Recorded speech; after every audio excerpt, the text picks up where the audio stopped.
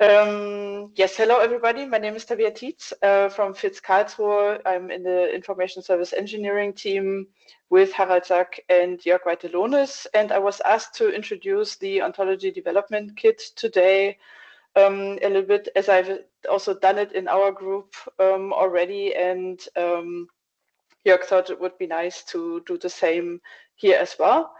A little bit of background on me and where I'm coming from. I'm not in material science or anything like that. I work mostly in NFDI for culture, and I'm currently the main responsible person for the culture ontology, CTO. I'm also supporting the development of the NFDI for memory ontology, MIMO, and I've also been involved in the NFDI core ontology development. So the kind of the examples that I'm working with today stem also from the culture and core ontology mostly, just that you know where I'm coming from and what my background is exactly. So let's start talking about ODK. So another disclaimer is that, Philip, I'm so glad you're here, because a lot of this presentation is also inspired by your presentation that you gave in, I think, 2023. And that was really wonderful, and I kind of wanted to build upon that. And if I'm saying something that is wrong or you want to add something, please just jump in. I think we can keep this very relaxed, and since you're, I think, much more an expert in ODK, please just say something if you feel like adding something. But why do we even need ODK?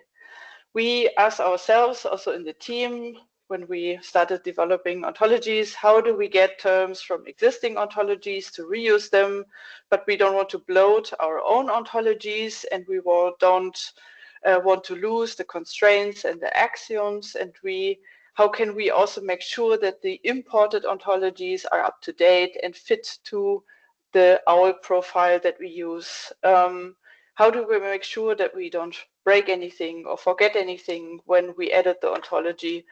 And how can we ensure that users can also access the ontology in a standardized manner, in a way that you can come to my Git repository and immediately know your way around?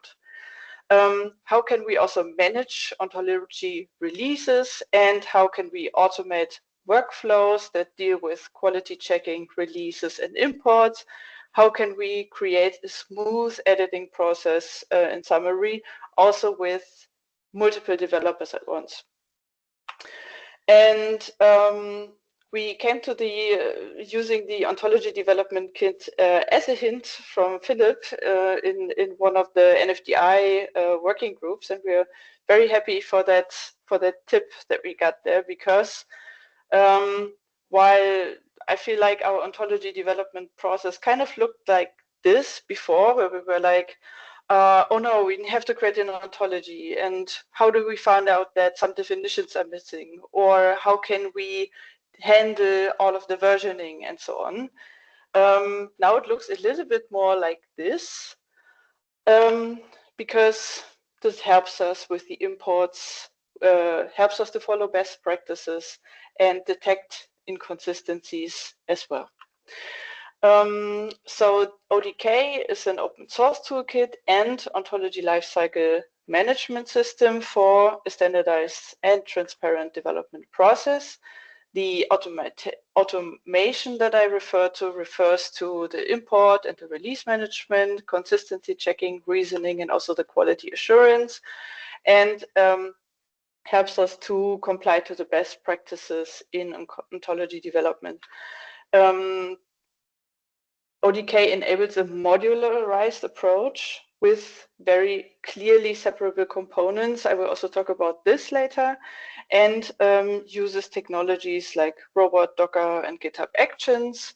And very nice also is a community-based tool where we also have regular updates.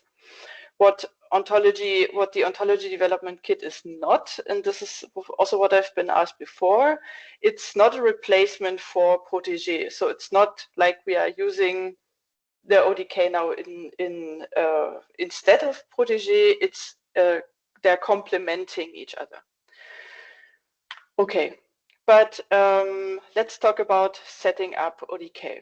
And I've been informed that last week that there was a presentation about the seed script and so on. So I will not go into a lot of detail here, and we'll kind of just skim through it because I'm assuming that last week, please tell me if I'm wrong, you already got a lot of detailed information about that. The prerequisites are very simply Docker and GitHub, and the steps to create your ODK instance are also very simple. First, you create the parent directory, you start Docker, you download the seed script and give it the rights to also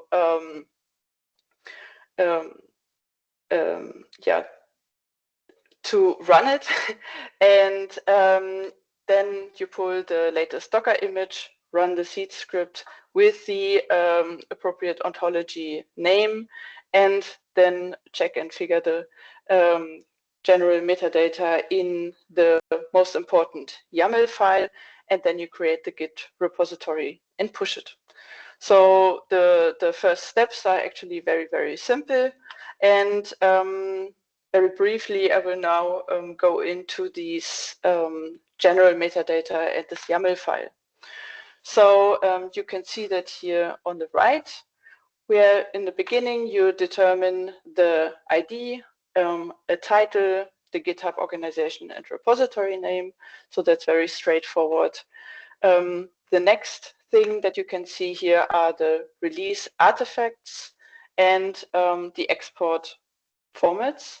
So the release artifacts you can also configure by yourself, and you can say what should be part of the full release artifact. That's usually, or how we do it, it's the entire ontology with all of the imports, all of the axioms and so on. And then, for example, base could be something like just the classes that you define yourself without the reused ontologies, for example. And the export formats you can also define as you need them. This example is CTO. Here I just added OBO to complete this, but we only use OWL and Turtle, for example. The next thing is the imports. And this is a very central part of ODK that we interact with a lot. And here you can, if you use OBO ontologies, you can it's sufficient to just put the ID here, for example, for the relation ontology. If you're going to import some external ontologies like schema.org, then you have to provide the exact locations. And I will show later on in a bit more detail how this import works. And last but not least, we have to do some further configurations. Here we can determine how much memory robot is allowed to use to consume. And we can also say that this report on, that means just we have this profile txt where we can say, oh, this violation throws an error or a warning, and we can here determine that this fails on error, for example.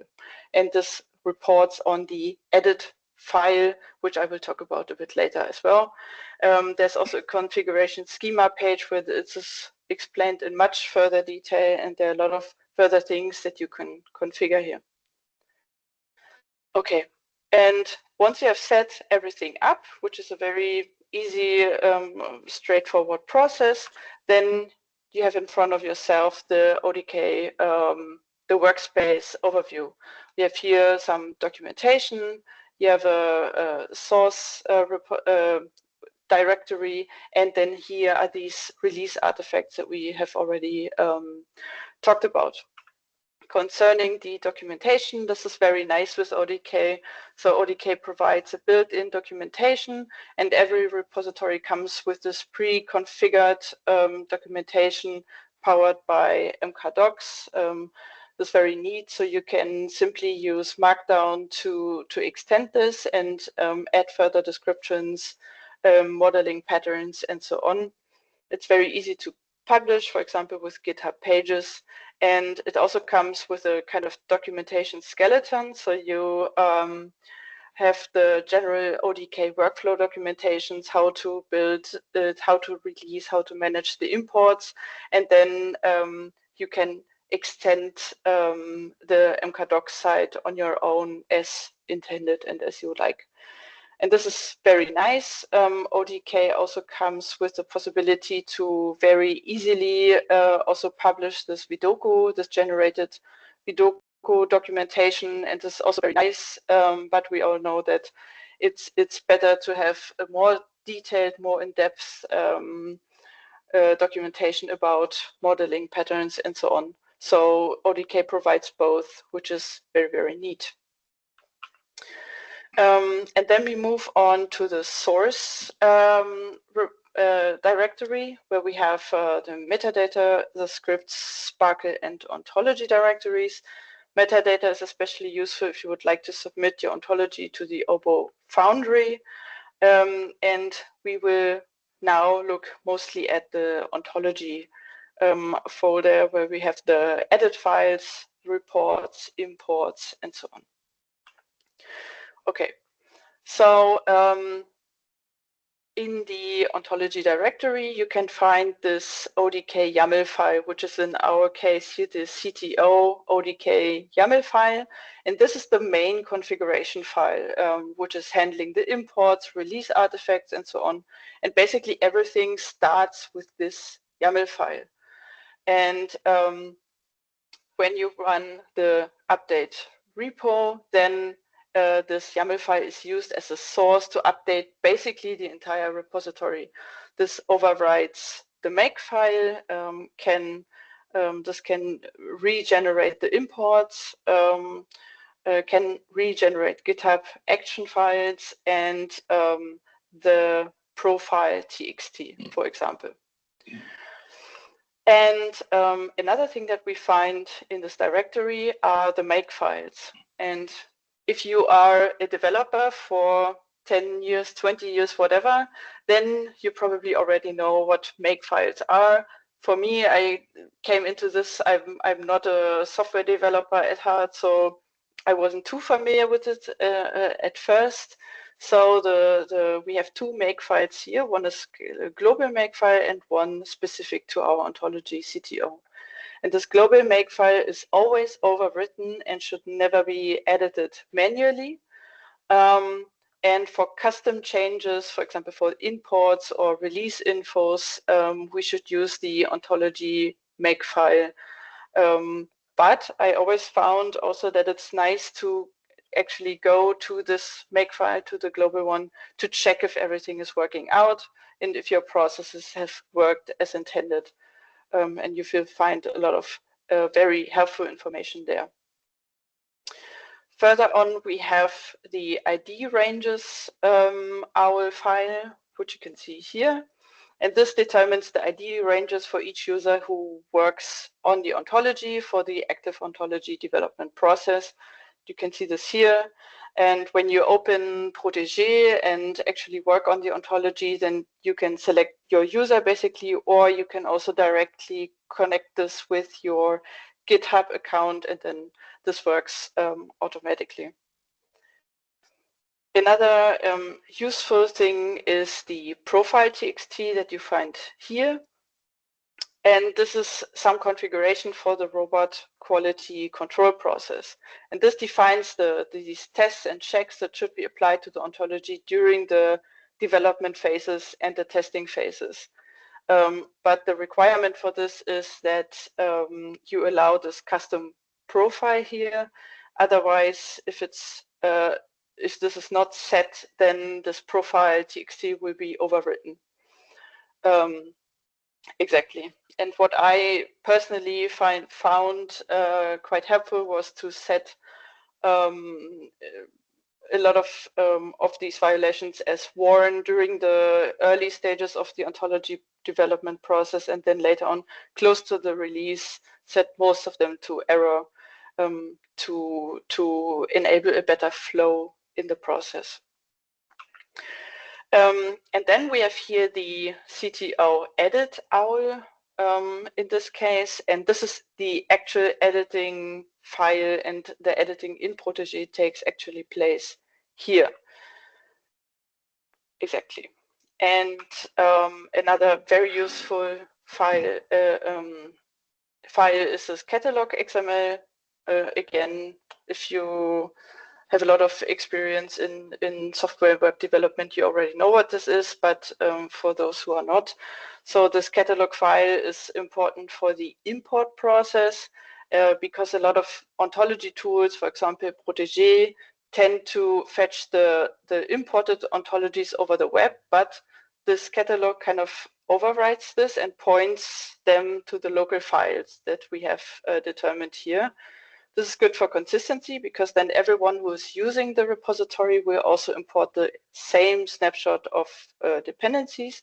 And this also ensures that the builds don't break, for example, if some external ontology is temporarily not available. Okay, so much so for the workspace and what we all find in there and what files we are basically working with. And I also already mentioned that ODK allows for modularization. And this is something that's very useful for us because, for example, in the case of NFDI core, there are many developers involved, and it's nice to separate these modules. And this modular architecture, allows to have this clean separation of the layers, and as I said, supports this collaborative editing and also simplifies really the maintenance here. Here's a brief overview of how this is used in NFDI core. But of course, in other ontologies, this can also be used differently. So what this means is on the left here, we have the ontologies that we import. And our first module here is this import edit OWL. And this contains all of the ontology parts that extend the definitions of the elements defined in this imported ontologies. And what this does is it prevents us from manual editing these automatically generated import modules. This is then imported by the NFDI core main OWL file, and this contains really the core content of our clean BFO compliant modeling in NFDI core, and this is imported by NFDI core extension, and here we provide extensions for simplifications. This can be, for example, shortcuts that we create. Then this I already talked about, the edit OWL, and this is this editable ontology file that imports main extension and all of the imports, and this is the one that we use directly in Protégé. And then finally, the one that we ship, the release ontology file that combines all of these components and is used for public release in the end. Okay. And the next part that I would go into is the ontology import, because I find it not so straightforward if you want to have a more custom solution to that. It involves quite a few steps, which starts and ends with this YAML file that we already got to know. In this YAML file, we declare our import. For example, as we do that in the import group. And as I said, for the OBO-based ontology, the ID is sufficient. But in this case, this is in the culture ontology, and we import here, for example, NFDI core and schema. And for this, we need the actual locations. And the next question is, what do we want to import? Or how do we want to import it? Do we want to import a subset? Or what is the method that we want to use here? Do we want to preserve the logical entailments and so on? And this is very well documented here in this resource provided by Robot. There you can also see what all of these mean and how this actually works in Robot. I won't go into this now in detail. In this case, we decided to completely mirror NFDI core, and for schema, this what is set here is a subset, and we are excluding the individuals. The next step to continue this customized import is, as I said, to check the global makefile to see if this declaration of this import actually worked. And we can see that this import NFDI core import OWL file was created. The next part is that we have to go into the terms txt. In this, here we are in ontology imports, and we're importing the IAO ontology here in this screenshot. So this is the IAO terms txt. And here we list the full IRIs of the terms that we want to import into into this, and then we refresh the imports. And the next step is that we import this, that we copy this import URI into our main editing file, the edit OWL and the catalog XML. We want to say here, for example, protégé, please use this this specific version of this imported ontology. And then we have to go back to our makefile, in this case, for example, the CTO makefile or NFDI core makefile, and copy this generated import schema that we already found in the global makefile, and we copy that from the global makefile to the specific ontology makefile. And last but not least, we can go back to our ODK YAML file to determine that we use the custom import of specific terms and their axioms. And then when we open Protégé, we can also see that NFDI core was successfully imported, as well as schema.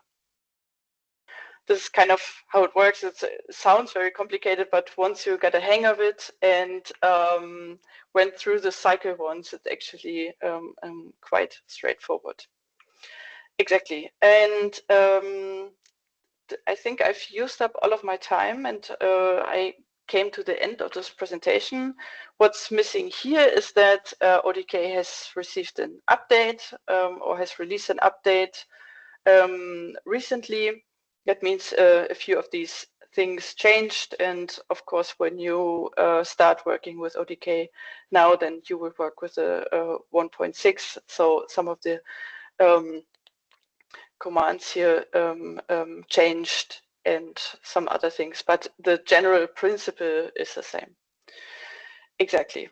And so some of the conclusions, I come from the culture community, and I'm not a software developer at heart. So for me, the learning curve with ODK was quite steep, but I really value these automation processes, the reproducibility, and the way how we are forced to really work with the best practices here.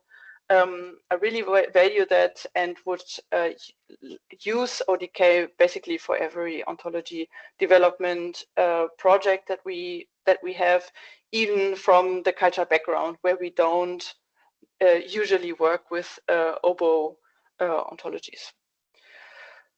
Exactly. And here are also some resources. For example, the talk that Philip already gave, that's also available on YouTube, but with also another ODK version, I think, and some other versions as well. I can also happily provide the slides.